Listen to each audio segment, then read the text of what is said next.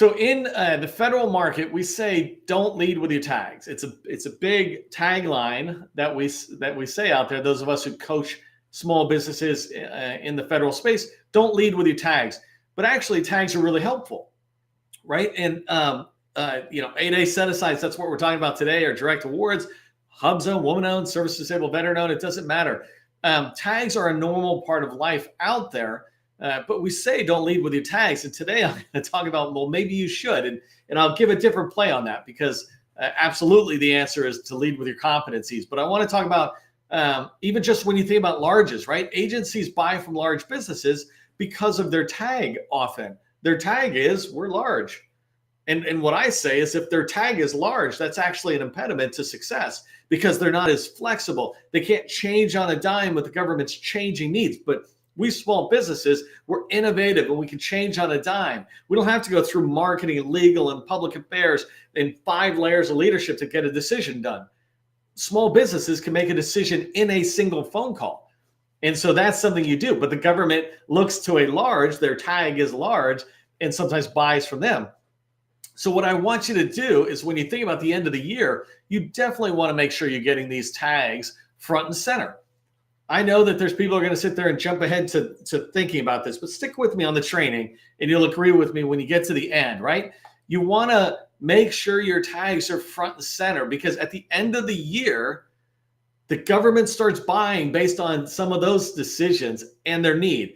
Now, all of that needs to be underlined by the fact that you have to have solid core competencies that are worth paying for, right? So I'm going to talk to you about how to go after some of this end of your money. And I'm saying 8A direct awards in the title of today's training. So that is kind of taggish, if you will, but you must have a core competency that is worth paying for. That means you're good at it and you have experience, and that makes the government feel comfortable paying you for that.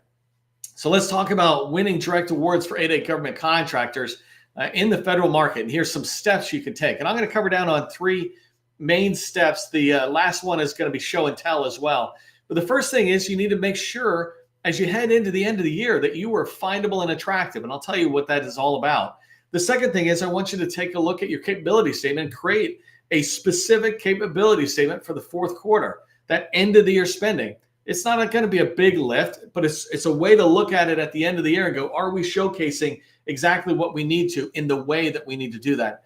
And then I'm going to wrap up with which agencies are the best ones to target in the fourth quarter. There are very much specific agencies, right? Just go political for 1 second. If you don't pay attention to politics, then you're not paying attention to how the different administrations feel about spending. Doesn't matter whether you go to one side or the other side, they each have different priorities, and you need to understand how their priorities impact your business and your sales goals, because some of them want to cut agency funding and some of them want to increase other agency funding. Make sure you're tracking on that stuff. And it's the same thing that I'm going to talk about with the numbers at the end of today's training. If you don't know who I am, my name is 𝗦𝗨𝗕𝗏. I am the president of the GovCon Chamber of Commerce, and I want to welcome you to my federal sales training, where I provide tips for success in the federal market.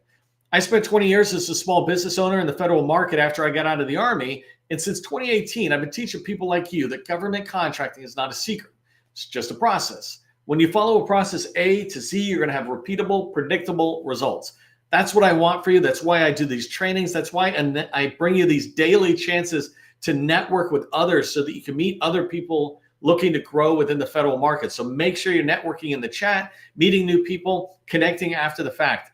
If you haven't done so, subscribe to my newsletter. It's got a lot of good information. I just described one about the article that we released this morning in there is about artificial intelligence.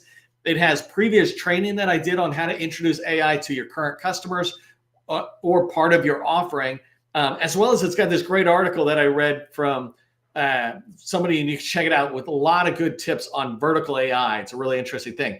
But make sure you subscribe to the newsletter to hear about it. And finally, we had over 100 people register for today's training. Thank you for doing that.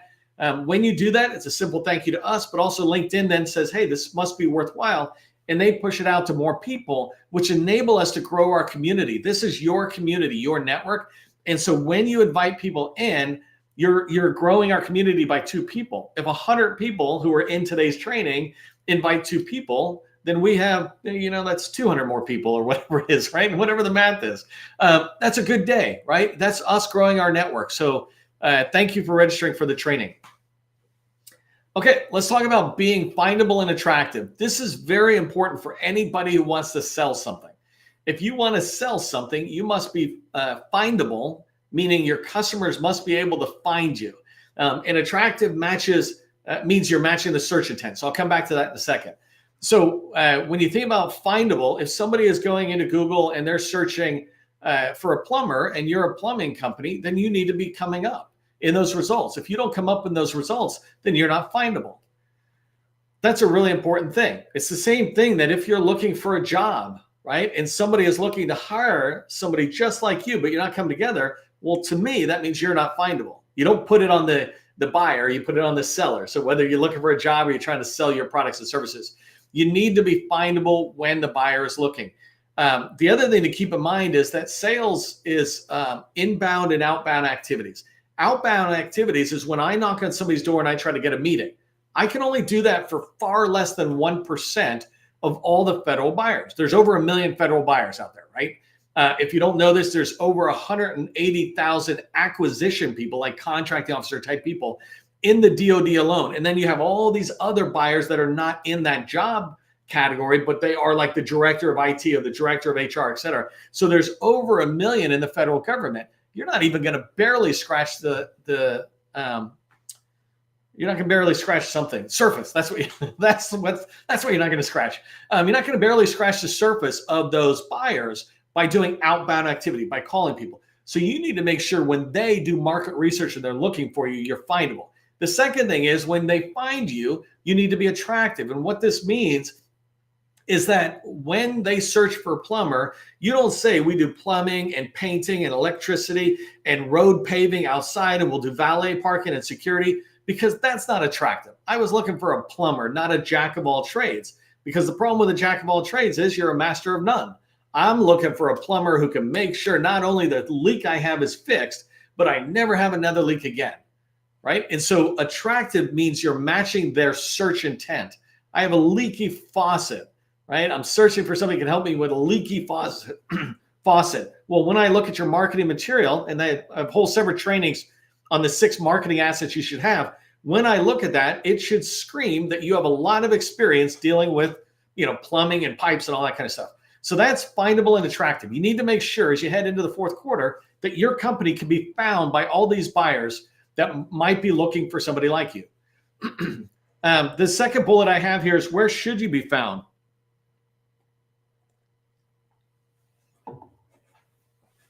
I'm going to give you a couple of places in just priority. So the first place you should make sure you're able to be found is the Dynamic Small Business Search, or DSBS. It's an extension of SAM. So when you become a small business in the government space and you register to sell to the government, you go into SAM. And then there's SBA supplemental pages or extra pages that tell more about who you are. That's called the DSBS, or Dynamic Small Business Search Tool. And in there is where the federal buyers go look. It's the only place that's listed in the FAR for market research examples, right? Do your market research to find sellers and, hey, go look in DSBS. So that's the first place.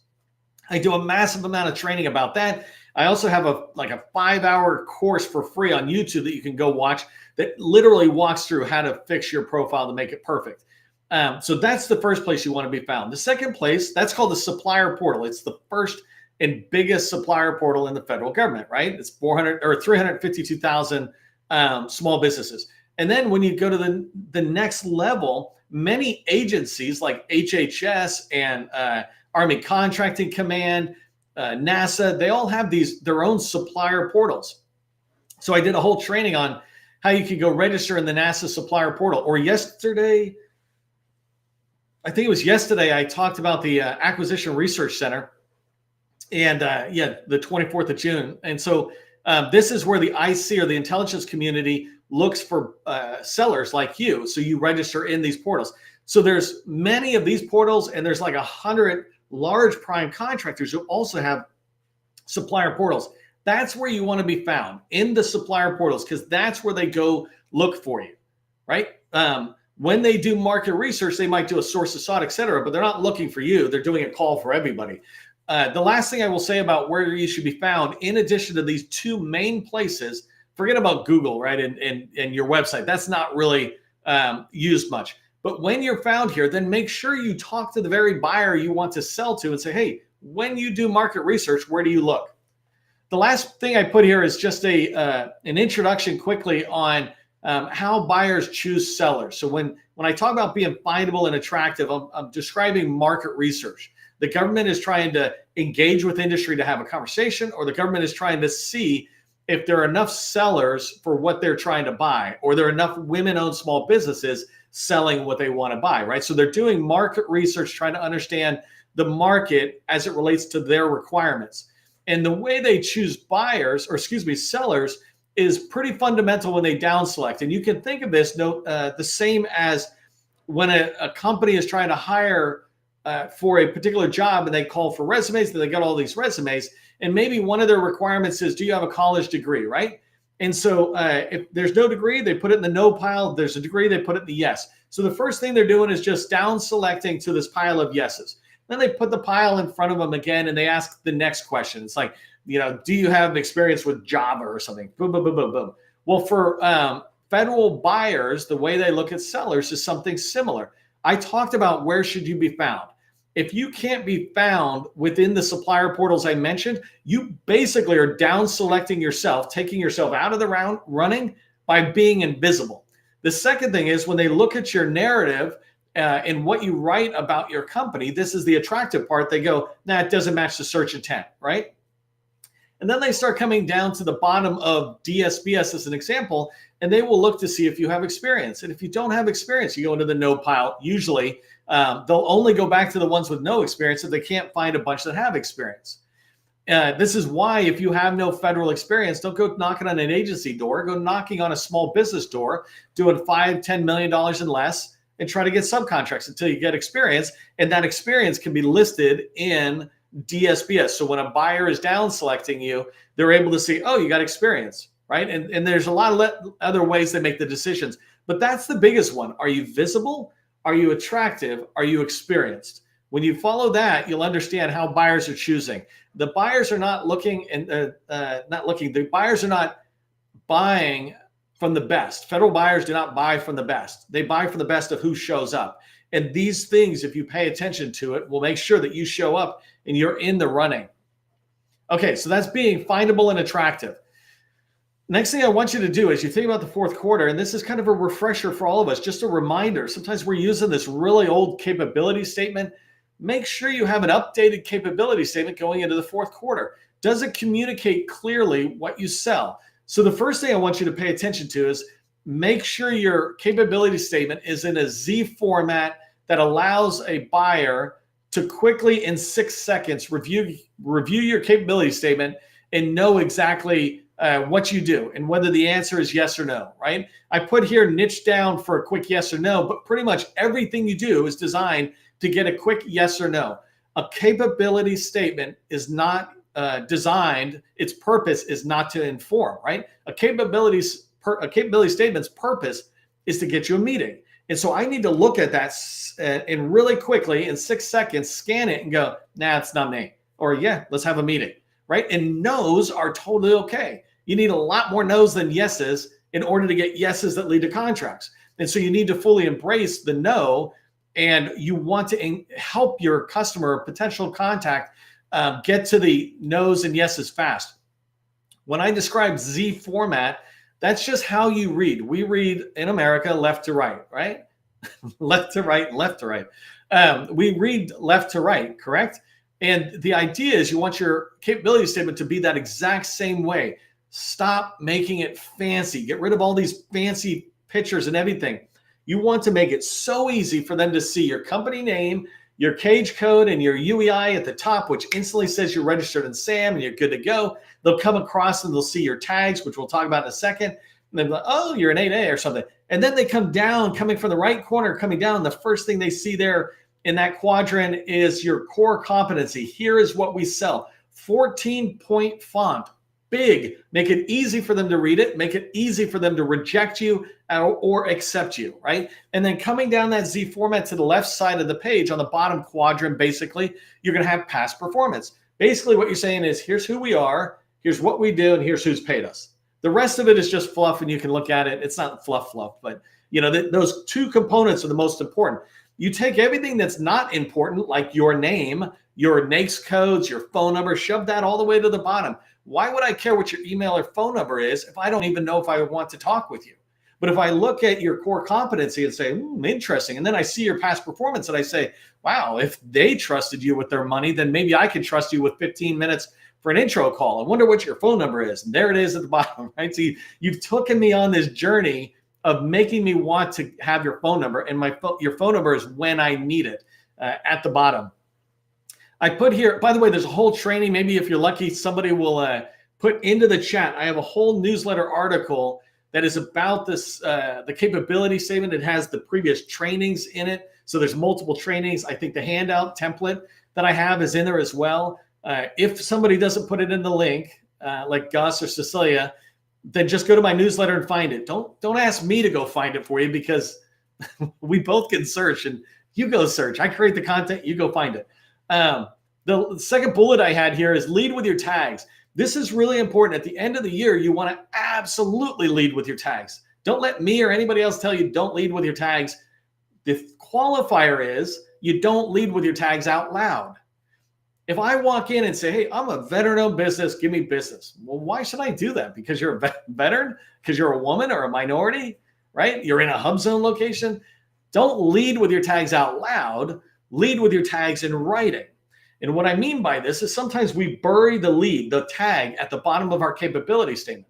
Move them all the way to the top. So when I see in the left-hand side of your capability statement, it has your company name and logo. I'm like, okay, that's who they are. And I come across and I see the UEI and cage code, and I go, good, you're registered. And then the next thing I see is that you're a woman-owned small business, certified SBA, you're an 8A small business. What you're doing is screaming and leading with your tags, but in writing. So you're starting off saying, hey, we do artificial intelligence supporting government so they can cut costs. Or we clean your offices so your people can execute on the mission. Whatever it is, right? We say that, but our paper is kind of starting with the tags. And the reason I say this is because it is a very realistic thing that the government looks at our tags at the end of the year in particular and goes, are we hitting our goals? And if they care about their goals, they might try to set things aside to hub zone or woman-owned small business. If they're doing 8A direct awards, which I'm talking about today, guaranteed you want them to see right away that you're an 8A firm, because they will just put it in. No matter what the conversation is, 8A direct awards happen, and I will show you that in a second, right? Billions in the last quarter. So in the last 2 months, billions of dollars go to 4,000 to 5,000 companies. Just in that particular 8A side. So tags are important. Just lead with them on your capability statement, front and center. Don't hide those things. Just when you talk, you don't even have to mention it. They will say it to themselves.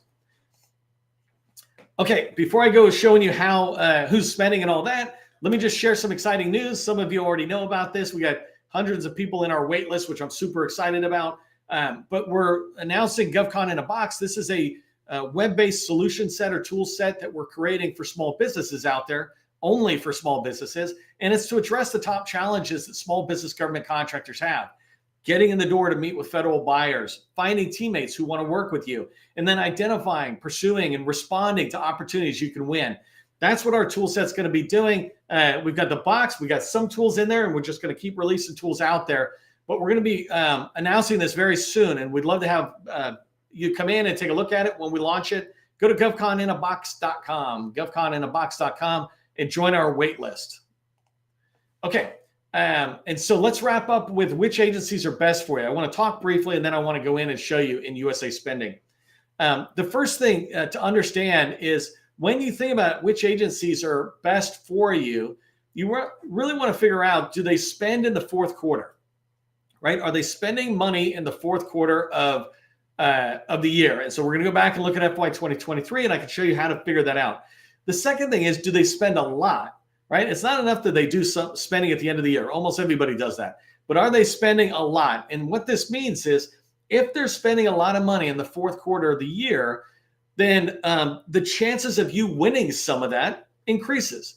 But if they have a small amount of spend, let's say 50 or 100 million, which sounds like a lot, if that's their end of the year spend, or even the end of the year spend, even in 8A, that's pretty small, right? And they might even have their favorites in there. But when you're talking about a lot of money, you begin to see that there's room for you to play. And then the last thing is, do they buy, especially at the end of the year, and our data for 2023 is what informs this coming quarter, do they buy in your general category? So if you do Salesforce solutioning, et cetera, and you're selling that, well, we don't really want to go down that deep at the moment because it's a hit or miss on there. What you want to do is come up a little higher. So niche down when you sell, but when you're doing a little data research, come back up a little bit and maybe search for software development or website design or things like that, but come up to a higher level of evaluating. Okay, so let me just stop sharing for 1 second, and I'm going to share my other screen. Well, not my other screen, but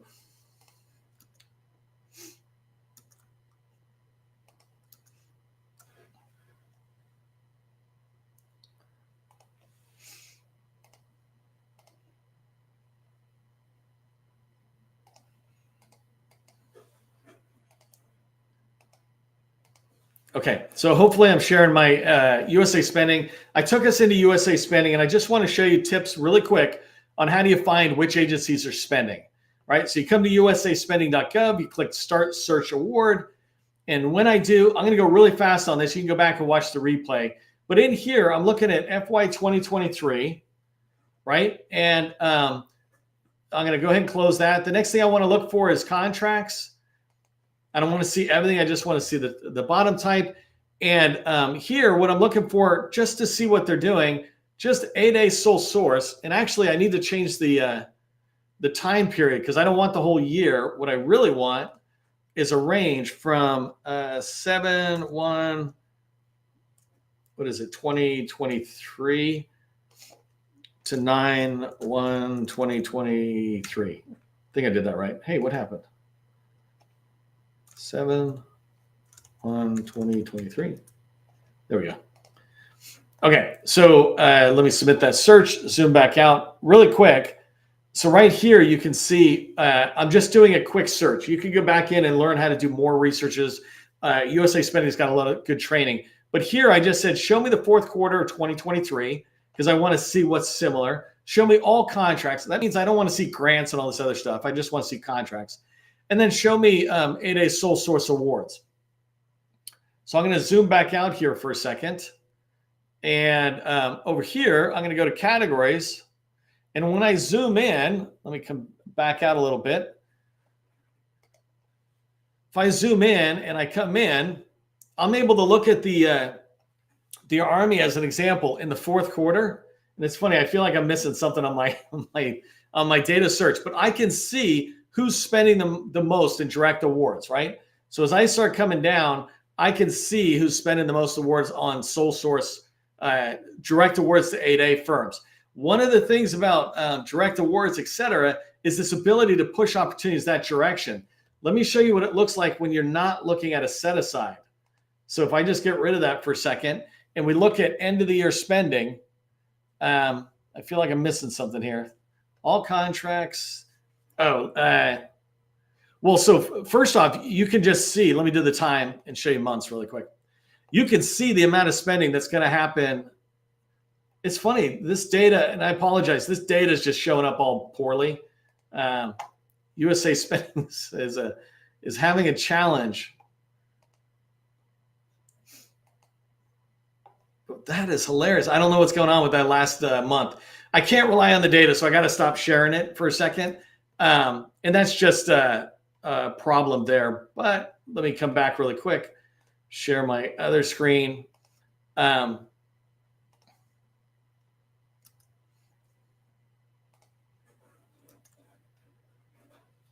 Okay, let me just tell you because it's not working, but if you go in, I can show you previous training. If you want to see it, maybe somebody can put it into the chat for me because I've done previous training where it lines it up, especially for 8As. I think if you go to govconchamber.com/8A, you'll see an entire set of trainings I've done on this. The USA spending data is just screwed up at the moment. The tool's not working.